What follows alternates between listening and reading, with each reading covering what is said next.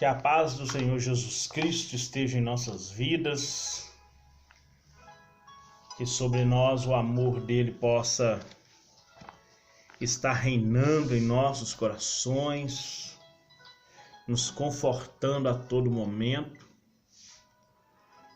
porque essa é a vontade do Pai, o Espírito Santo que Cristo envia. É o Espírito Consolador, que nos consola nas nossas tribulações, que nos dá alívio, que nos dá alento,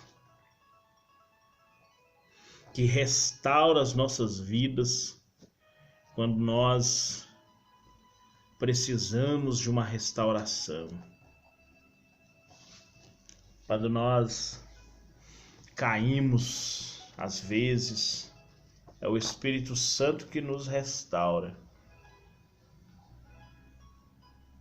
O Espírito Santo que nos concede de novo vigor espiritual para que nós venhamos prosseguir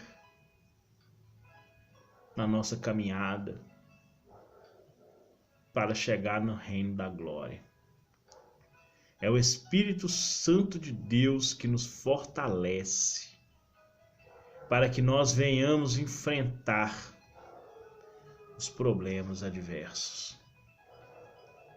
E hoje nós vamos falar sobre a restauração espiritual de Davi. Deus teve misericórdia desse homem, porque ele, conforme diz lá no livro de Jó, capítulo 22, no versículo 23, Deus, ele restaura aqueles que se arrependem. Deus dá um novo vigor espiritual àquele que se arrepende. Nós vamos abrir nossas Bíblias no livro de 2 Samuel, no capítulo 12, no versículo 13. 2 Samuel 12, versículo 13. Então disse Davi a Natã: pequei contra o Senhor. Disse Natã a Davi: também o Senhor te transpassou teu pecado, não morrerás. O caminho da restauração passa pelo arrependimento e confissão do erro cometido e abandono da prática. Provérbios 28, 13. Aquele que confessa e deixa alcança misericórdia. Misericórdia alcança.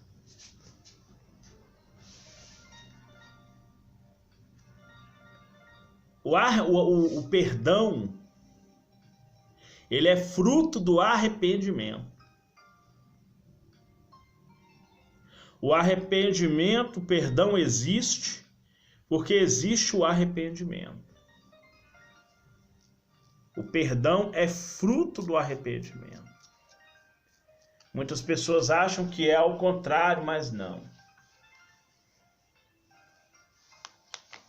O arrependimento é fruto do perdão. Por isso que Davi foi restaurado. O relacionamento pecaminoso de Davi com Betseba foi rápido, mas as consequências foram duradouras. Até ser confrontado pelo profeta, ele agiu à semelhança dos nossos primeiros pais, que tentaram ocultar seus pecados. Davi tentou fazer a mesma coisa que Adão e Eva fez, tentaram ocultar os seus pecados. Todavia, Uma vida de pecados ocultos apenas prolonga o sofrimento de quem comete. Por isso que esse mesmo Davi, na hora da sua oração, no capítulo 19 de Salmos, ele fala assim: olha, perdoa os meus pecados ocultos, porque ninguém pode compreender os erros. Por que Davi pediu perdão pelos pecados ocultos? Porque ele tentou ocultar o seu pecado. E ele viu que a consequência de querer, que ele sofreu mais porque ele tentou ocultar o seu pecado. Já que de Deus ninguém consegue esconder nada, por certo, Davi só obteve paz espiritual após dizer a frase que resume a atitude de um pecador arrependido. Nós acabamos de ler: pequei contra o Senhor. Se o perdão é o fruto do arrependimento, essa confissão fez com que Deus transpassasse o pecado de Davi. Como o salário do pecado é a morte, morreu uma criança inocente para que Davi fosse restaurado do seu pecado. Assim como Jesus, que era inocente, morreu no meu lugar e no seu lugar, para nos resgatar, para nos restaurar espiritualmente do nosso pecado. A restauração é a palavra de Deus. Davi certamente era um homem que amava a palavra de Deus. Entretanto, podemos afirmar com segurança que no momento da sua queda espiritual ele estava longe da lei divina. Poderia um homem estar agindo de acordo com a palavra de Deus e ainda assim possuir a mulher do próximo e mandar matar seu marido? Por certo, não. O mais simples é entendermos que Davi se tornara um burocrata e um crente com uma vida devocional pobre, e que por isso não percebera a fragilidade nem tampouco as ciladas do Satanás. Apesar que o diabo não era um ser conhecido como nós o conhecemos hoje. Nós vemos o relato de Jó, que ele fala assim: ó, Deus eu só conhecia de ouvir falar. O diabo não era um ser conhecido igual nós o conhecemos hoje. Porque Jesus ele apresentou para nós os poderes satânicos. Foi com Jesus que as pessoas vieram conhecer mais a fundo os espíritos malignos. A ação demoníaca na vida da sociedade foi com Jesus. Davi foi confrontado pela palavra de Deus pronunciada pelo profeta Natã. 1 Samuel 12, você pode ler o capítulo todo. Qual outra fonte se atreveria a confrontar o rei, a não ser Deus, através do seu profeta? Segundo a palavra de Deus, somente a palavra de Deus é poderosa para lançar luz em nossas densas trevas. Conforme diz lá no livro de 2 Pedro, alumia como um lugar escuro. O cristão é a palavra de Deus. No Novo Testamento encontramos várias atitudes de cristão, atitudes em que o cristão deve tomar em relação à palavra de Deus, a fim de que não venha tropeçar. 1 Tessalonicenses 1,6. O crente necessita ouvir, receber e também meditar. 1 Pedro 3,18, antes de qualquer coisa, cresce na graça e no conhecimento de nosso Senhor e Salvador Jesus Cristo. Livro de Salmo, capítulo 1, versículo 2, antes o seu prazer está na lei do Senhor e nela medita de dia e de noite. Livro de Oséias, capítulo 8, o conhecer Deus é melhor do que lhe oferecer sacrifícios. Então, no Novo Testamento, a palavra de Deus precisa ser recebida, ouvida e meditada. Nós vamos ouvir, meditar e receber. Somente assim nós vamos conseguir olhar, porque se nós estamos em pé, nós temos que cuidar para não cair. E somente assim nós vamos conseguir nos cuidar para não cair. É ouvindo, recebendo e meditando na palavra de Deus. A influência, embora não sirva de desculpa, não há como Davi negar que se deixou influenciar pelo mal em que vivia, ou se influenciar pelo meio da sociedade que ele vivia. Na cultura do Antigo Oriente, os reis eram quase semideuses, podendo exercer um poder absoluto e praticamente tudo o que queria. Ser homem de várias mulheres era algo considerado normal naqueles dias. Com Davi não foi diferente. Essa influência do meio fez com que ele desejasse e possuísse Betseba, sem se dar conta do grande mal que estava praticando.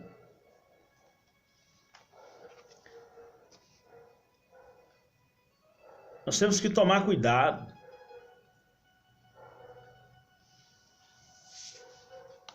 Porque em qualquer era da história humana, nós sabemos que o diabo é nosso adversário, anda ao derredor, bramando, procurando quem possa tragar.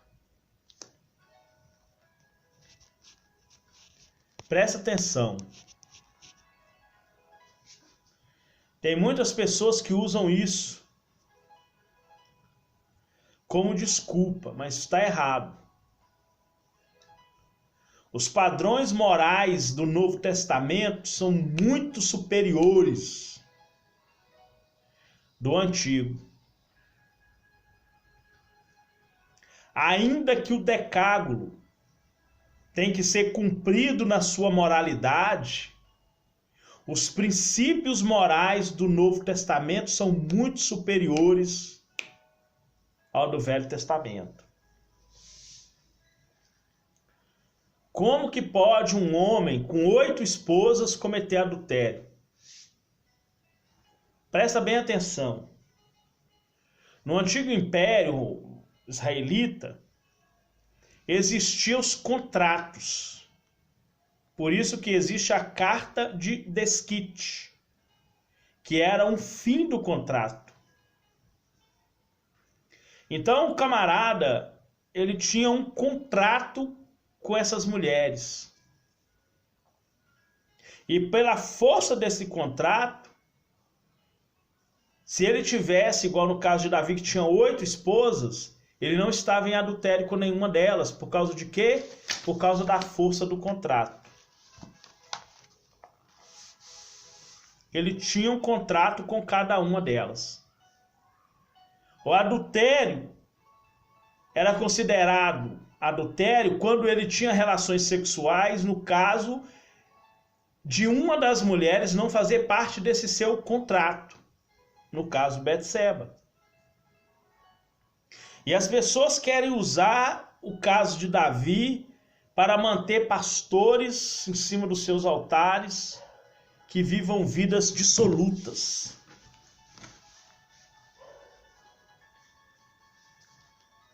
Veja bem, a vida de Davi foi um exemplo na sua adoração, na sua devoção e honra a Deus. Mas em comportamento, jamais Davi seria um homem para se copiar. Nem sombra. Porque se nós pegarmos a malha do Novo Testamento para colocar dentro da vida de Davi, ficaria apertado nele e não caberia. Ou ficaria muito larga, como foi a roupa de Saul. Ele falou, não posso andar com isso, seria mais ou menos isso. Ou ia ficar apertado ou ia ficar largo. Mas ela não serviria em Davi. Porque os padrões bíblicos do Novo Testamento, para se ser um líder, é muito superior aos do Antigo Testamento. Hoje, nós temos que oferecer sacrifício vivo, na disposição da vontade, que é o culto racional. Nunca racional na Bíblia está ligado para raciocínio, mas está ligado à disposição da vontade. O que o apóstolo Paulo falou com os coríntios, falou, olha, se há disposição da vontade,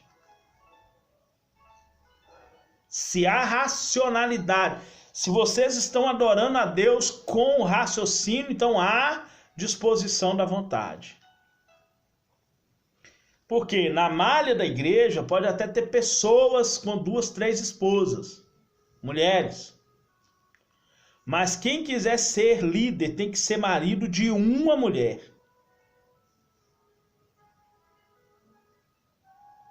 Não dado ao vinho, não avarento, presunçoso, de torpe ganância. Olha para você ver o tanto que é superior aos do Antigo Testamento. Que os reis cobiçavam as riquezas. Cobiçavam ter milhares de mulheres.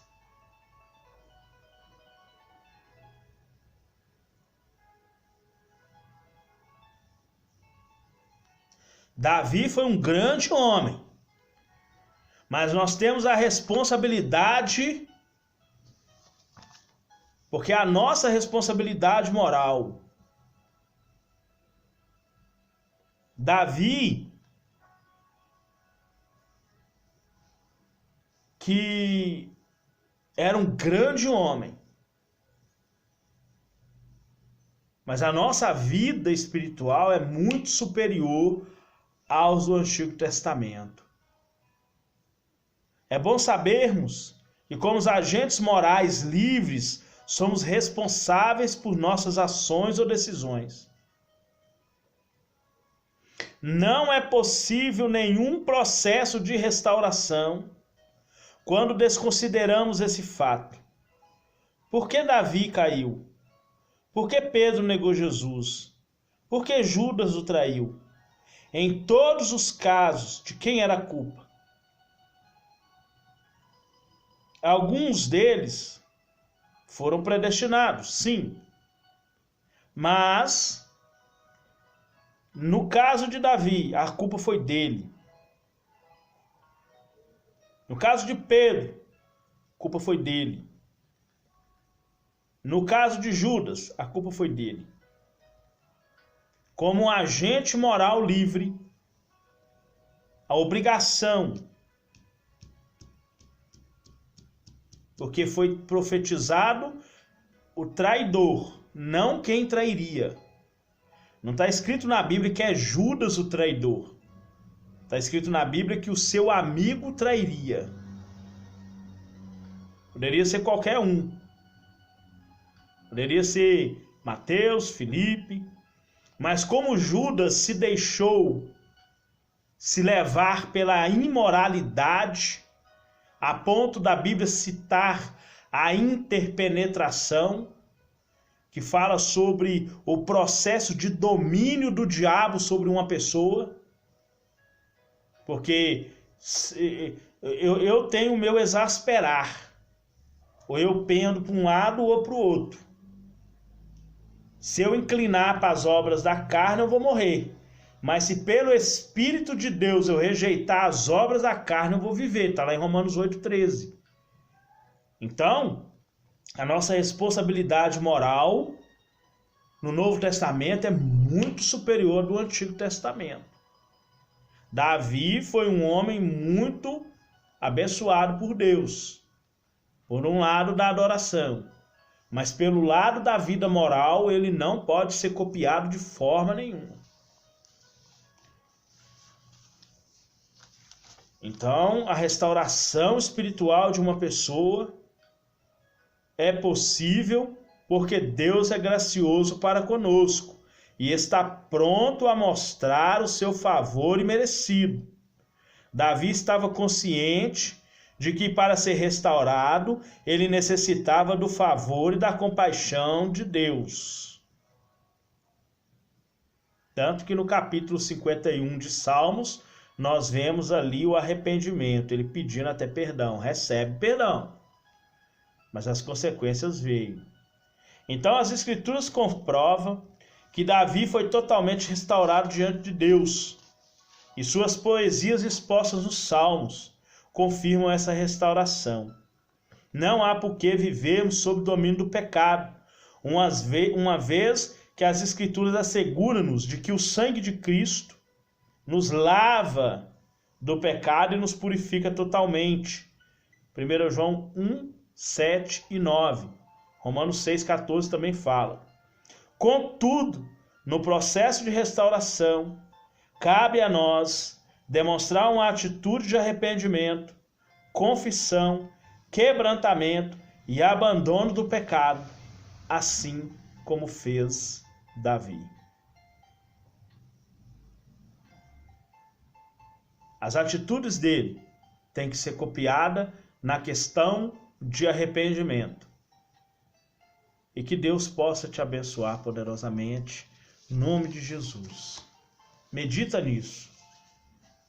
Medite.